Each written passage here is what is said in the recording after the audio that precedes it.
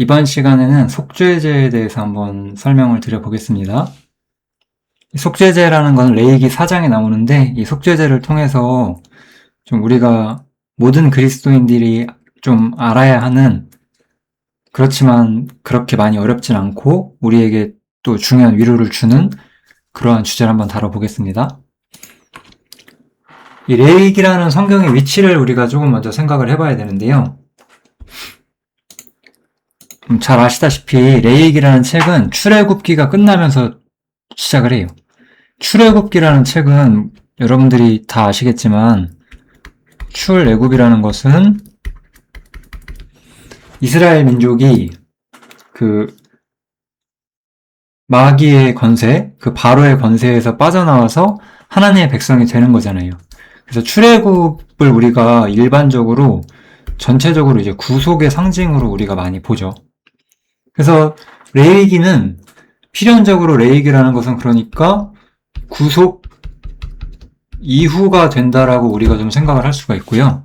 그래서 이제 레위기에 있는 제사들, 물론 이제 좀 대속죄일 같은 건 좀 여러 가지 다른 교훈들이 있긴 하지만 이 레위기 앞부분에 있는 제사들은 우리의 구속을 위한 제사라고 생각을 안 하시는 게 맞습니다.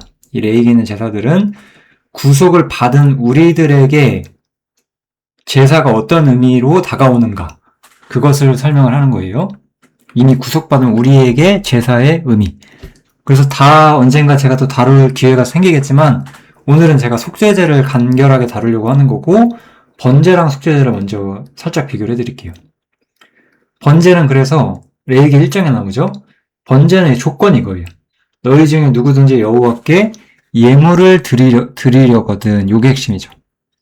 하나님께 감사의 예물을 들고 나아가는 게 목적이에요. 근데 속죄제에서는 이런 이야기가 나오죠. 누구든지 여호와의 금령 중 하나라도 그릇 범하였을 때, 범죄했을 때 나아간다는 거예요.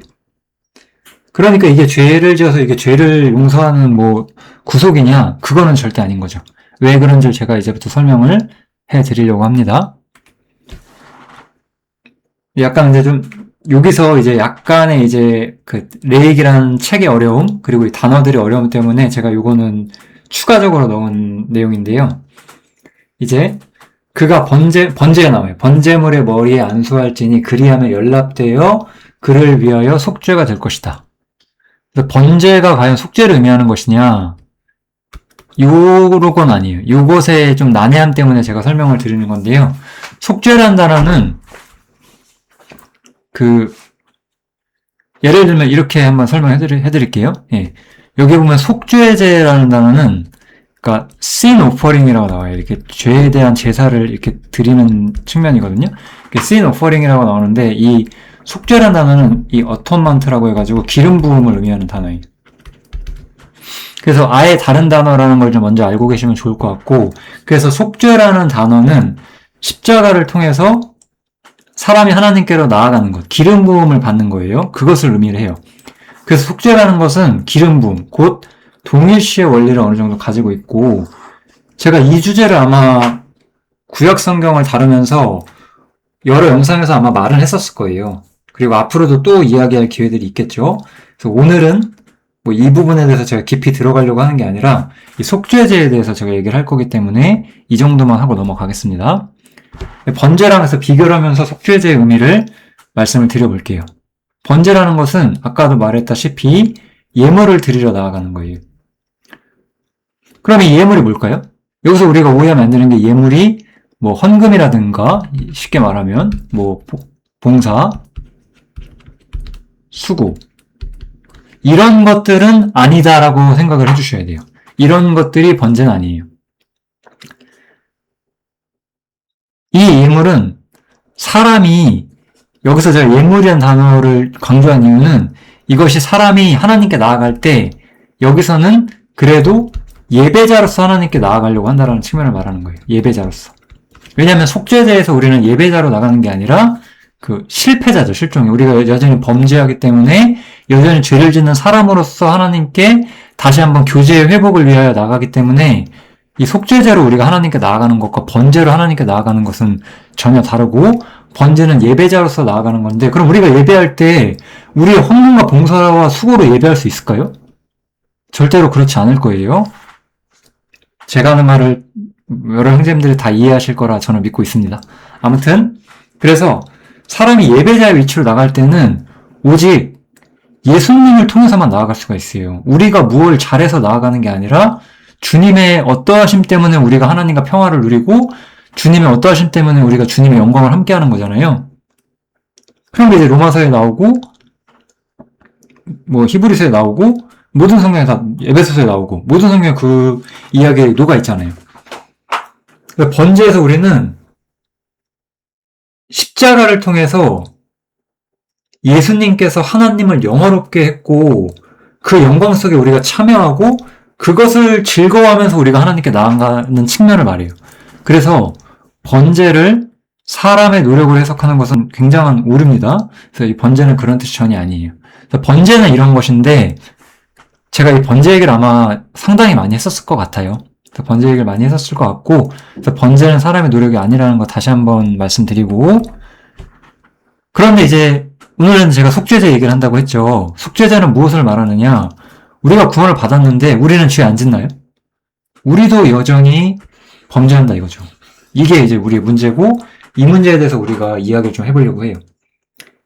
특히 이 문제는 어떤 형제가 만약에 해방을 모른다고 했을 때 우리가 구원 의심의 상태라든가 여러 가지 상당한 침륜의 상태에 빠질 수가 있고 그 부분에 대해서 좀 도움을 드리고자 제가 이 영상을 제작을 하는 겁니다. 그래서 연약한 지체들을 보호하고 연약함 가운데서도 하나님과의 사귐을 경험하실 수 있도록 도와드리고자 이 영상을 만든다고 생각을 해주시면 될 것 같아요. 그래서 우리는 여전히 죄를 범하고 죄를 범죄치 않는다 그러면 그것이 오히려 거짓말이다라고 사도 요한이 말을 해주고 있죠. 우리는 구원받았으니까 죄를 안 지을 수 있다라고 말한다든가 죄를 안 짓는다라고 말하는 것은 혹은 죄를 짓지 말아야 한다라고 말하는 것은 물론 우리를 죄를 짓지 말아야 하고 죄와 싸워야 되는 게 맞지만 우리가 그렇게 온전한 상태로 될 수 있다라고 주장하는 것은 거짓이라는 거예요. 이 부분 기억해 주시고 그래서 이런 부분 때문에 우리에게 여전히 속죄제가 필요하다는 거예요. 제가 이 부분 꼭 기억하자고 했죠? 우리는 분명히 죄를 지을 수밖에 없어요. 그래서 우리는 속죄제가 필요해요. 그러니까 속죄제는 뭐냐면 예배자로서 우리가 하나님의 어떠하심을 누리는 측면이 우리가 분명히 있어요. 그죠? 그렇지만 우리는 여전히 연약하고 이 땅을 살면서 죄를 짓고 또 우리의 육신과 자아가 나오고 그런 일들이 발생을 해요. 어쩔 수 없잖아요. 우리가 그거를 우리가 알잖아요. 안 그러고 싶어도 우리가 그럴 수밖에 없잖아요. 그래서 그런 부분에 대해서 우리는 여전히 하나님의 용서의 측면도 필요하다는 거예요. 이거는 그 완전한 죄사함, 단 한 번뿐인 구속, 그것을 의미하는 게 아니라 지속적으로 하나님께서 우리의 연약하심에 대해서 그 용서해 주시는 필요성이 계속해서 필요하다는 거죠. 이런 걸 이제 좀 우리가 어렵게 들어가면 좀 복잡한데요. 죄사함도 여러 가지 측면들이 있어요. 그러니까 우리가 소위 말하는 그 영원한 죄사함 있죠? 영원한 죄사함. 한 번 예수님이 십자가를 통해서 우리의 죄가 완전히 도말되게 된 그 영원한 죄사함이 있고 이런 것들은 우리가 좀 제가 그냥 용어를 좀 쓰자면 이런 것들은 그 행정적 죄사함이라고 그냥 말을 좀 붙여볼게요. 행정적 죄사함이다. 이거는 우리가 교회 안에서 일상을 살아가면서 우리가 끊임없이 하나님과의 관계가 우리의 연약함에 대해서 주님의 용서와 어떤 위로 이런 것들이 우리한테 계속해서 필요하다.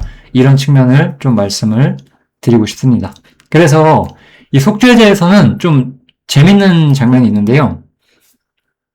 속죄제를 할 때는 그 피를 성소의 장 앞에 뿌려요. 그 휘장에다 뿌린다는 거죠. 그리고 그 피를 회막 안 향단 뿔에 발라요. 그리고 번제단 밑에 피를 쏟아야 돼요. 번제를 드릴 때는 그 피를 이렇게 여러 군데에 뿌리질 않아요. 번제는 번제 때는 번제단에만 피를 바르거든요. 근데 여기서는 피가 여러 군데에 발리게 되고 이것을 지금 자세히 논하고자 하는 건 아니고 그래서 여기에 뿌리는 피들의 의미를 좀 한마디로 그냥 요약을 하면 그것은 교제의 회복이에요. 교제의 회복. 우리가 분명히 연약한 존재고 우리는 범죄하면 하나님과의 사귐이 막히게 돼요. 그 사귐을 막힐 때 다시 한번 그 사귐의 길을 열어주시는 것도 결국은 우리의 노력인가요? 아니라는 거예요. 예수님의 피가 다시 한번 교제할 수 있게 해주는 거예요. 우리가 이렇게도 생각해 볼 수 있어요.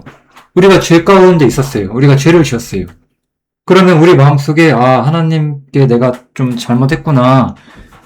하나님 제가 더 주님을 예배하면서 잘 한번 살아보겠습니다. 이렇게 우리가 마음속에 기도를 했다고 가정을 해보죠. 그런 마음을 우리에게 넣어주시고 우리가 돌이키게 해주시고 우리에게 다시 한번 나아갈 수 있는 어떤 각오를 하게 해주시는 그런 모든 과정 속에 주님의 도우심이 있는 거잖아요. 이런 것들이 이제 그 속죄제가 여전히 지속되고 있다라고 우리가 생각을 할 수가 있다는 거죠. 그래서 아까도 말했지만 우리한테 대속이 더 필요한 것은 아니에요. 왜냐하면 대제사장이 해마다 다른 것에 필요서 성소에 들어가는 것 같이 자주 자기를 드리려고 아니하셨다. 그래서 우리의 구원과 관련된 문제 있잖아요. 이 피해이기 때문에 제가 이것도 강조하는 건데 한 번의 영원한 구속을 의미하는 것은 지성소로 피를 가지고 들어가요. 지성소로 하면 그거 아시죠? 휘장 안쪽. 근데 속죄제에서는 전혀 그런 게 아니에요. 전부 다 바깥에 뿌리는 거잖아요. 바깥에다가. 그래서 이런 것들은 우리의 어떤 죄를 완전히 해결하는 문제, 하나님을 만족시키는 문제, 이런 거랑은 조금 관련이 없고, 우리가 여전히 구원을 받았지만 연약한 존재이기 때문에 여전히 하나님의 어떤 도움심이 여전히 우리에게 필요하다. 여전히 우리가 교제할 수 있도록, 하나님과의 사귐을 유지할 수 있도록 하나님께서 우리를 어떻게 이끌어 주시는지 우리가 배울 수 있다. 이런 점을 생각해 주시기를 바라겠습니다. 다시 한번 좀 강조하자면 우리는 분명히 여전히 죄를 범해요. 우리는 분명히 여전히 죄를 범하기 때문에 우리가 죄가 없다라고 말하는 것, 그것은 분명히 거짓말인 거예요. 그렇지만 우리가 우리 죄를 자백할 때, 우리가 여전히 죄를 범한다는 걸 인정하고 있을 때 하나님께서는, 저가 하나님이시죠? 혹은 예수님이라고 볼 수도 있겠죠? 어쨌든 주님께서는 미쁘시고 의로우시기 때문에 우리의 죄를 분명히 사하셨고 우리 모든 불에서 우리를 깨끗게 하시고 또 우리의 범죄함에 대해서 우리의 하나님과 우리 사이의 교제를 회복시켜 주시는 역할을 여전히 계속해서 해주신다는 거예요. 십자가는 그래서 우리를 방종으로 이끌 수가 없어요. 나의 자녀들아, 요한일서 2장이죠. 내가 이것을 너희에게 쓰면 너희로 범죄치 않게 하려 함이라, 이렇게 나오잖아요. 만일 누가 죄를 범하면 아버지 앞에서 우리에게 대언자가 있으니 곧 의로우신 예수 그리스도시다. 이 대언자로서의 예수 그리스도, 교제를 여전히 다 회복시켜주시는 예수 그리스도, 이런 부분들을 우리가 말하는 거죠. 그리고 이것이 과연 우리를 방종으로 이끌까요? 그래, 내가 죄를 지어도 또 용서해 주시니까 나는 또 죄를 지어도 되겠다. 그렇지가 않아요. 우리는 주님과의 사귐 속에 들어가온 사람이기 때문에 만약에 죄를 지어도 되겠네, 방종해도 되겠네라고 생각한다면 그 생각은 그 사람이 얼마나 하나님과 아무런 관계를 맺지 못했는가라는 증명이 될 것 같아요. 우리가 우리의 연약함을 인정하는 것이지 우리가 죄를 결코 용납한다는 뜻은 아니에요. 왜냐하면 하나님은 거룩하시고 거룩한 것은 죄악을 미워하는 거거든요. 근데 우리도 거룩하잖아요. 우리는 본성상 죄악을 미워해요. 우리가 죄악을 행하면서도 죄악을 미워해요. 그러한 우리가 입장에 들어와 있는 거거든요. 그래서 우리가 방종으로 가는 수단 자체는 되지 않습니다. 그래서 우리가 이렇게 죄를 지을 때마다 마음이 크게 흔들리고 침륜에 빠지는 이런 형제님들을 위해서 그냥 경험적인 조언을 조금 덧붙여 보자면, 저는 우리 안에 분명히 두 가지 본성이 있어요. 물론 이것도 제가 경험적 조언이라고 드린답시고 얘기를 해드리겠지만 또 아멘이 되지 않거나 들으시지 않을 수도 있어요. 그래도 그냥 한번 전달해 보려고 하는 거고요. 우리에게는 분명히 두 가지 본성이 있어요. 우리는 죄인이었기 때문에 우리에게는 분명히 죄성 혹은 육신이 남아있기도 한데, 우리는 하나님의 본성을 받았어요. 우리가 거듭남을 통해서 새로운 본성이라고 한번 적어보겠습니다. 우리는 분명히 새로운 본성도 받았어요. 이 새로운 본성에 의해서 우리는 하나님을 향해서 무언가를 하려고 하는 갈망이 있는데, 자신이 연약할 때마다 자신의 구원 문제를 의심할 때 대부분 제가 느끼기에는 그런 형제님들은 이 측면을 보면서 나는 구원이 아닌 거 아닐까? 이렇게 많이 질문을 하시거든요. 근데 저도 똑같은 사람일 때 저라고 안 이랬겠어요. 저 똑같은데 저는 이걸 본 게 아니라 저는 이걸 봤어요. 내가 구원이 아니라면 절대 해보려고 하지 않는 것들을 하고 있는 제 모습을 봤거든요. 지금을 말하는 게 아니라 예전에 제가 해방을 몰랐고 제가 초신자일 때도 저는 이런 것들을 감지했었어요. 그래서 저는 그런 연약함과 침륜에 많이 빠지진 않았었는데 꼭 이것이 완벽한 답이라고 저도 생각하진 않고 그냥 그래서 제가 경험적 조언이다 이렇게 말씀을 드리는 거예요. 그래서 내 안에 있는 죄성 쪽을 보지 말고 또 내 안에 새로운 성품이 있잖아요. 새로운 본성이 있잖아요. 그 새로운 본성과 거기서 나오는 새로운 목적과 갈망, 그 부분들을 한번 살펴보자. 이런 부분을 좀 말씀을 드리고 싶고요. 마지막으로 이 한 구절 전해드리고 싶어요. 우리에게 있는 확고한 토대에 대해서 말씀을 가지고 있으셨으면 좋겠습니다. 주님께서 우리에게 영생을 주세요. 내가 저희에게 영생을 주노니 영원히 멸망치 아니할 터이요 또 저희를 내 손에서 빼앗을 자가 없느니라. 저는 이 구절을 굉장히 좀 크게 좀 인식을 했었던 것 같아요. 초창기부터. 하나님께서 내게 주신 은혜, 내게 주신 구원, 내게 주신 복은 결코 누구에게도 빼앗길 수 없다. 아무도 아버지 손에서 나를 빼앗아갈 수 없다. 나는 하나님에게 속했고 누구도 이것을 철회시킬 수 없고 누구도 이것을 무효화시킬 수 없다. 그 누구도에는 제 자신도 포함돼요. 내가 아무리 실패한 인생을 살지라도 나는 이미 하나님의 소유가 됐고 이것은 변하지 않는다. 물론 그것이 내가 막 살아도 된다는 근거는 분명 아니고 오히려 이러한 근거 때문에 나는 당당하게 하나님을 더 섬기고 하나님을 갈망하고 그분의 영광을 추구하면서 오히려 살 수 있다. 이런 말씀 좀 드리고 싶습니다. 속죄제에 대해서 이렇게 아주 기초적으로 우리의 위치를 잡아주고 우리가 연약하고 여전히 범죄할 수 있는 사람들이기 때문에 그러한 교제를 회복할 수 있는 역할, 속죄제에 그런 역할이 있다. 이런 부분을 좀 말씀을 드리고 싶었고요.